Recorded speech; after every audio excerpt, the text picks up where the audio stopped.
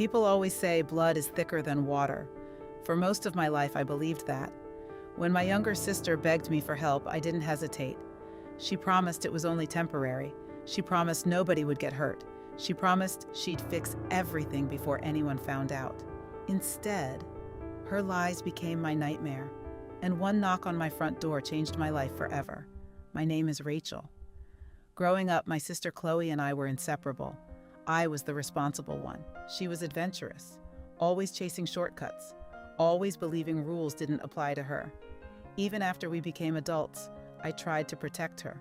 Whenever she needed money, I helped. Whenever she made mistakes, I defended her. I thought that's what family was supposed to do. Looking back, I confused loyalty with enabling. 3 years ago, Chloe called me crying. She had terrible credit. She couldn't rent an apartment because of unpaid debts. She begged me to let her use my name for just a few months. She promised she'd pay every bill herself. She said it was only until she got back on her feet. I knew it was risky, but she was my sister. Against my better judgment, I agreed. It remains the biggest mistake I've ever made. At first, nothing seemed wrong. Chloe moved into the apartment. She paid the first few months on time. She kept thanking me for believing in her. I thought maybe she'd finally changed. Then strange letters started arriving at my house. Late payment notices, utility bills I didn't recognize, credit card offers addressed to me, but linked to addresses I'd never lived at. Whenever I asked Chloe about them, she always had an explanation. It was a mistake. I already fixed it. Don't worry. And because I wanted to believe her, I stopped asking questions. Everything fell apart one Tuesday morning. I was getting ready for work when someone knocked on my front door. 2 investigators introduced themselves. They asked if I was Rachel Morgan. I said yes. Then they began asking questions about unpaid loans, fraudulent applications, and accounts opened in my name. I laughed. I honestly thought there had been some kind of mistake. There wasn't. Someone had opened 6 credit cards, taken out personal loans, signed financing agreements. Every document carried my name, my birthday, my signature, or at least a very convincing copy of it. I drove straight to Chloe's apartment. She opened the door and immediately started crying.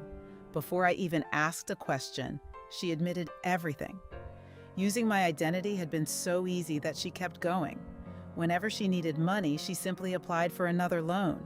She kept telling herself she'd pay everything back, but the debt grew faster than she could manage.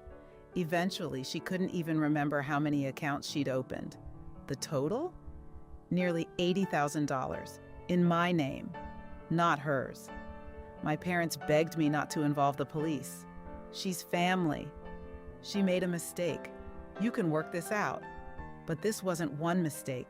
It was years of deception, years of forged signatures, years of watching my future disappear. For the first time in my life, I chose myself. I cooperated with the investigation.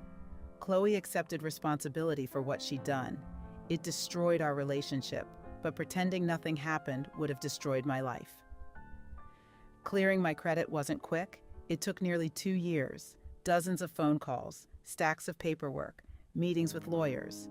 There were moments when I wanted to give up, but eventually, my name was cleared. Not completely. Some scars remain, financially, emotionally, and within my family. People often ask whether I regret helping my sister. The answer is complicated. I don't regret loving her. I regret ignoring every warning sign because I believed love meant saying yes. Real love includes boundaries. Helping someone shouldn't require sacrificing your own future, because once trust is broken, family doesn't automatically erase the consequences. I still hope Chloe turns her life around someday. I truly do. But I've learned that forgiveness and trust aren't the same thing. You can forgive someone and still never hand them the keys to your life again. Sometimes the most painful lesson isn't discovering who betrayed you. It's realizing the person you wanted to protect was the one you needed protection from. If a family member asked to use your name or identity because they were just going through a hard time, would you help them, or would you say no? Let me know in the comments, and subscribe for more real-life confessions and emotional stories.